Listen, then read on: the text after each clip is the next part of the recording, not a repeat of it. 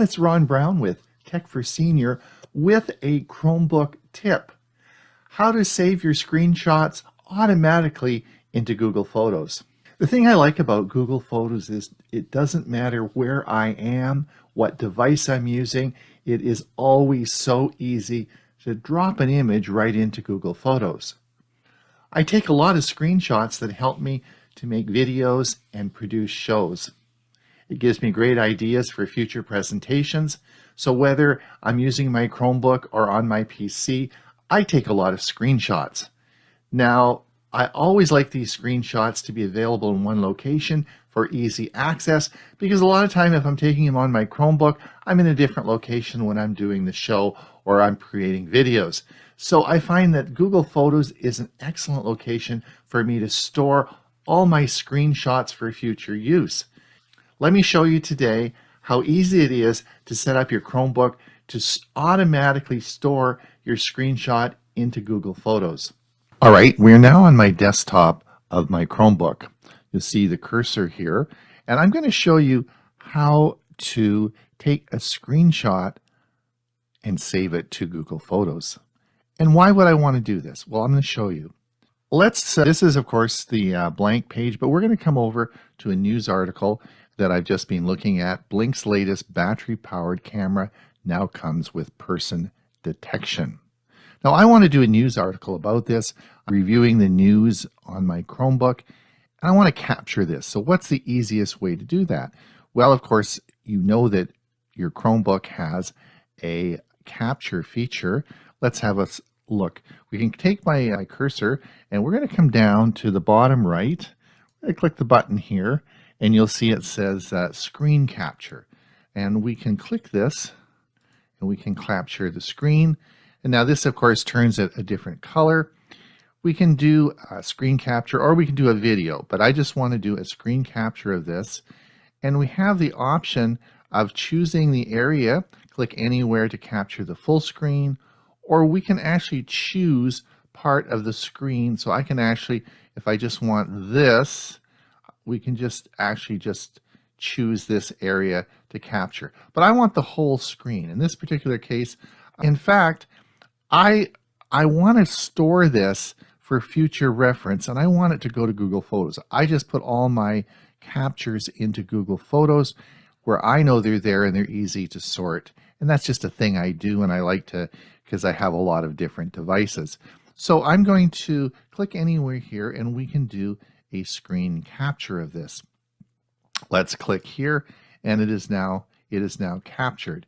Now, when we capture something on a Chromebook, you saw that it goes to a number of different places. The first thing is that captures it. Let's just come back for a minute. Let's just bring up this screen now. And where did that go? Where did the screen capture that we just do go? Well, I'm going to tell you that in a moment, but I want to come back to this article again and tell you that there's an easier way to do a screen capture of this. It's a shortcut, and it's called the Control Overview. And if I hit Control and Overview, it automatically just takes a screenshot. I don't have to go down and load those other. I don't have to go down to the right-hand side and click those extra steps. So just by hitting the Control and Overview button, it automatically takes a screenshot. Well, this is great because as I travel around looking at different articles, I can just do Control Overview and it takes a screenshot for me. And where does it save it? Well, this is very interesting. So as you know, it'll save it to the clipboard.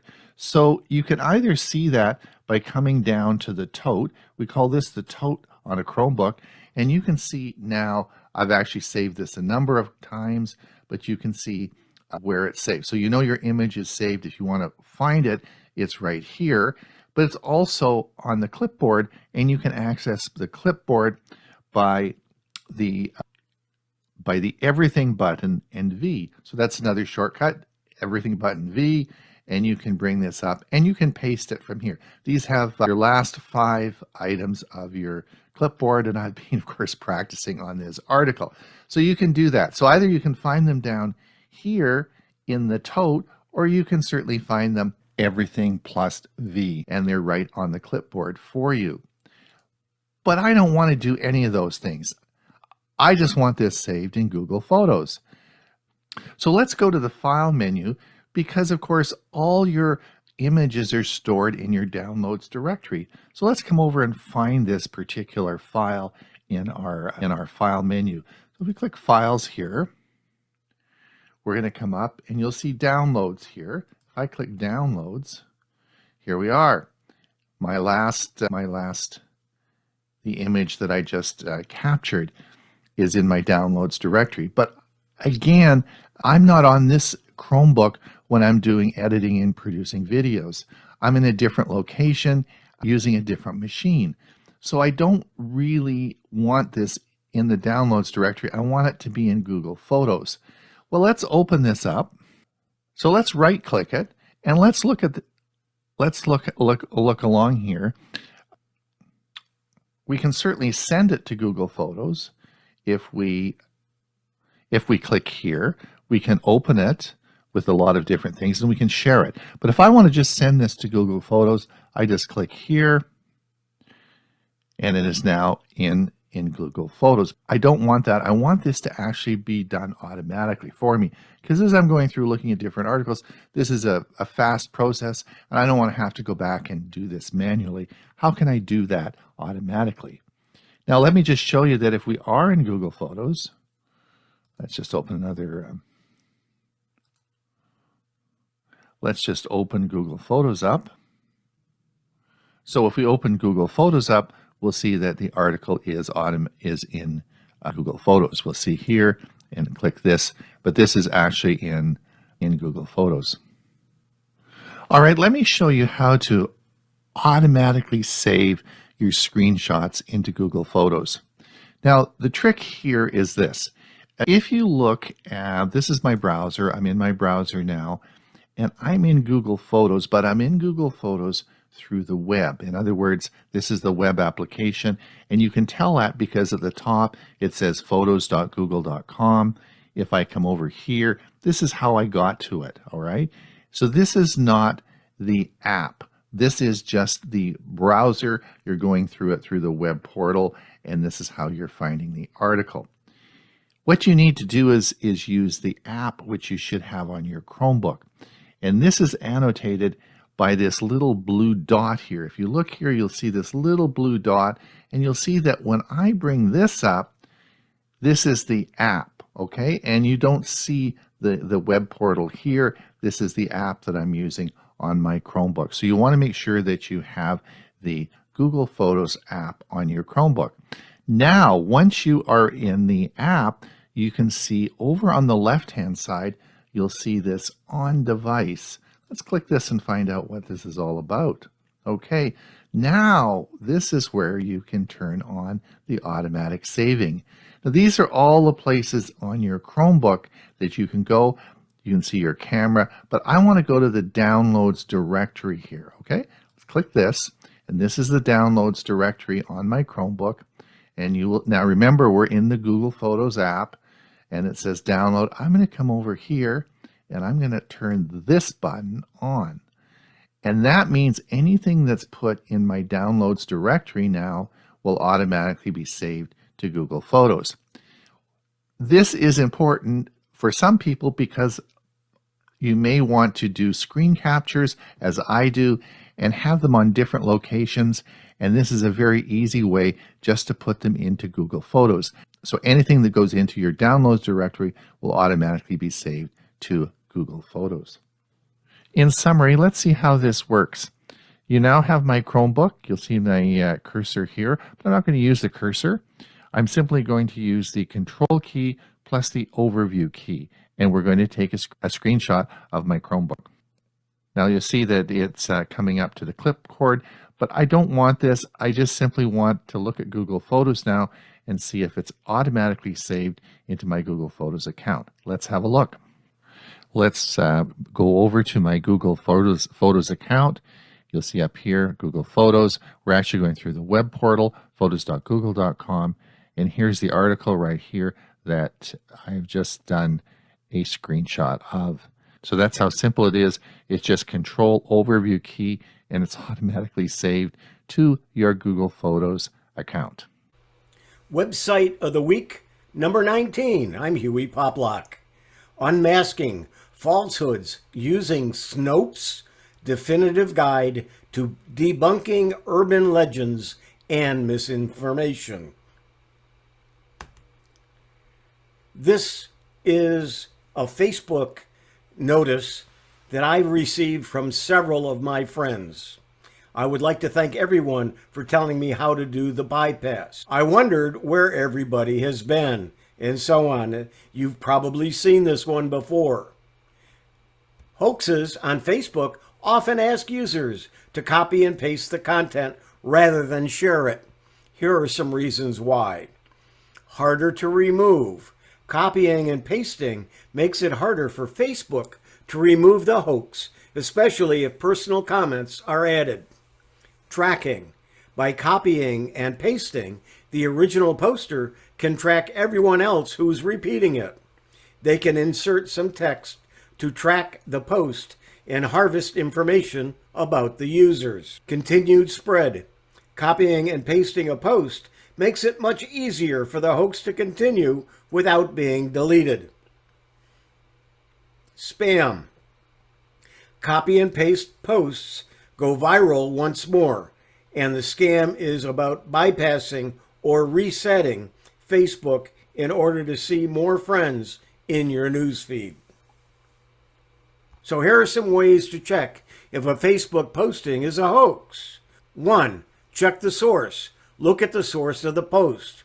If it's from a reputable news organization or a verified account, it's more likely to be true. 2. Check the profile. If the post is from a person, check their profile to see if it looks legitimate. Look for details like their employment history, education, and other personal information.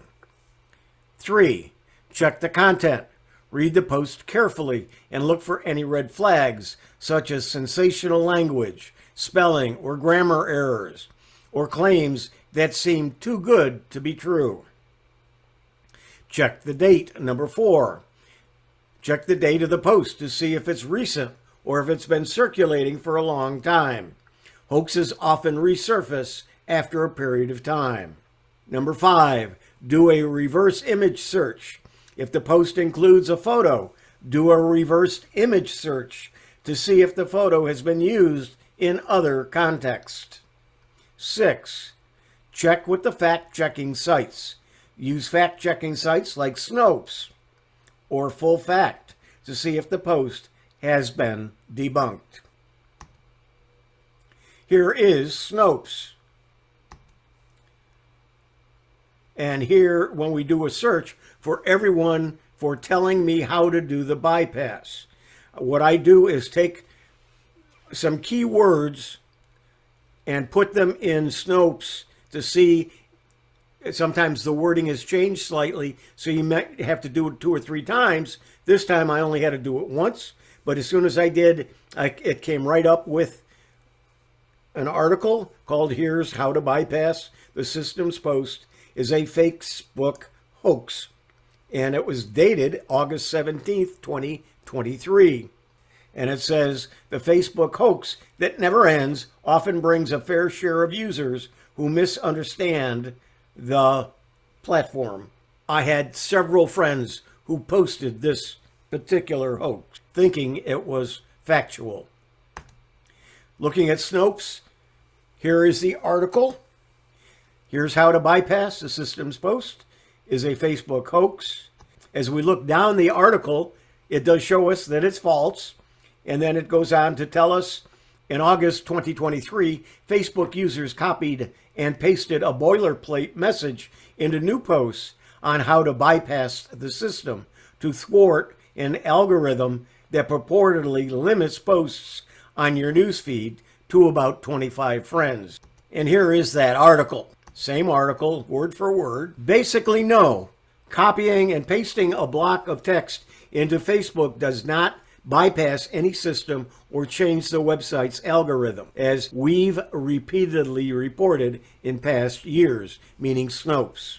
They go on to tell you that phrase where this one actually works is actually from the TV program The Office, and they have a video that shows that. And the viral post makes a request of users that says, if you're reading this message, do me a favor and leave me a quick comment, a hello, a sticker, or whatever you want, so it will appear in my news feed. So that the person who's perpetrating this can go back and do a search on Facebook and find all of the people who have done this and get a large list of names. And Facebook called it a myth, not a hoax. A recent example started popping up in late 2017 and continues to see the occasional bump in shares. So to clear things up, no, Facebook does not set a limit on the number of people whose posts are shown in your news feed. The hoax never ends. And here's what Snopes' website is like. This is the heading. We'll take each of the topics. Here's the latest. And these are the top two that are showing under the latest. And we look at the top. It shows the Hot 50. There's two of them showing so you can see what it looks like. Under fact checks, it talks about these particular ones, and these change on a regular basis and update. Collections. These are several articles grouped together as collections. Here's some news. Then there's some archives, and then the randomizer goes out and finds some random articles that are on the Snopes site. They may show as false, it may show as true, or it may show as misattributed. Several websites are dedicated to fact-checking and debunking hoaxes, rumors, and misinformation. Here are some reliable options you can use to check for hoaxes. The number one is Snopes. The second one is factcheck.org. You'll notice number 6 is HoaxSlayer, which is one that I used for many years. It no longer is available. Here's what factcheck.org looks like. Most of the others are political in nature, and take them as you wish. What about some other hoaxes that may be perpetrated that you may not know that they were hoaxes? Let's take a look. Facebook charging for memberships. I see this often. There have been several instances where rumors spread on Facebook claiming that the social media platform would start charging for membership. Snopes has debunked these claims multiple times, confirming that Facebook has no plans to charge its users for access. Facebook algorithm changes. Whenever Facebook makes changes to its algorithm or news feed, rumors and misinformation tend to circulate. Snopes has investigated and clarified the actual changes made by Facebook, debunking false claims and providing accurate information. Internet rumors. Factcheck.org features a list of the false or misleading viral rumors they're asked about most often, and a brief summary of the fact. They address a wide range of topics from politics to health to social media. Fake news sites. Snopes.com has compiled a field guide to fake news sites and hoax purveyors, offering a guide to several of the most frequent and unapologetic hoax purveyors cluttering up news feeds everywhere. WhatsApp hoaxes. The Momo Challenge was a global social media hoax about a paranormal threat to kids that initially gained traction in South America and eventually spread to other countries. Fact checkers have warned that hoaxes they debunked years ago still crop up on WhatsApp from time to time because it's essentially a black box for information sharing. These examples show that false information and hoaxes can spread across various platforms, including social media, email, and messaging apps. Fact-checking websites play a crucial role in debunking these claims and providing accurate information to the public. This has been Website of the Week number 19. I'm Hewie Poplock, unmasking falsehoods using Snopes' definitive guide to debunking urban legends and misinformation. It's Ron Brown with Tech for Senior. Your Android phone will now alert you to unknown trackers. Since the introduction of Bluetooth-connected tracking devices a few years ago, concerns have been raised about those who use such devices to commit dangerous criminal activities. These are included in stalking, harassment, abuse, and much more. Since there have been so many trackers already on the market, though, they can't simply be banned. As such, the new security feature for tech companies is providing users with the ability to determine if and when they are being tracked without their consent. This is exactly what Google has set in motion as of today in July of 2023 reported. Google announced on its official news blog that starting today, users of Android version 6 or later will begin receiving new unknown tracker alerts, a security system designed to inform them of potential tracking activity, as well as disable and report the tracker in question. The Unknown Tracker Alert System comprises 3 key features designed to keep you safe from illicit tracking. The first feature is automatic tracker alerts, a notification sent to your phone in the event a Bluetooth tracking device that's not registered to your Android phone moves in the same direction and at the same rate as you for a prolonged period of time. By tapping the notification, you can see a live map of how long the tracker has been in your vicinity, as well as have the tracker make a noise to reveal itself without informing its owner. The second feature is the Action Center, giving you several options for what to do in the event a tracker is uncovered. Using the Action Center, you can bring up by tapping the alert notification, you can retrieve information about the tracker, like its serial number, owner's phone number, as well as physically disable it to stop tracking. And the third feature is the manual scan.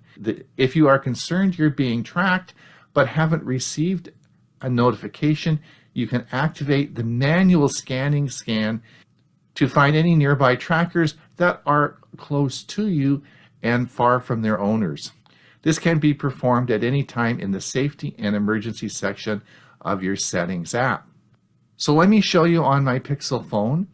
I have Android 14, but anything from Android 6 and up should have this feature. Let me show you where the feature is and that you can make sure that you turn it on. All right, we're now on my Pixel phone. Let's see how this works. We're going to come over and we're going to go to security. We're going to go to settings. And on settings, we're going to come down to safety and emergency. We'll click here. And as we come up here, you're going to see unknown tracker alerts. We're going to click this. And now you'll see the unknown tracker alert. You'll see that in my case, I have this turned on. You can turn it off or turn it on. I leave it on now, and it's last scanned today at, you'll see at 3:30 on my phone. You can see that if I was concerned, we can do a manual scan. I'll click this, and it's going to be doing a manual scan, checking for trackers in my area, and will notify me if there is a tracker. No trackers detected. Remember, trackers are small Bluetooth devices that owners can attach to items like their keys or backpack to locate them.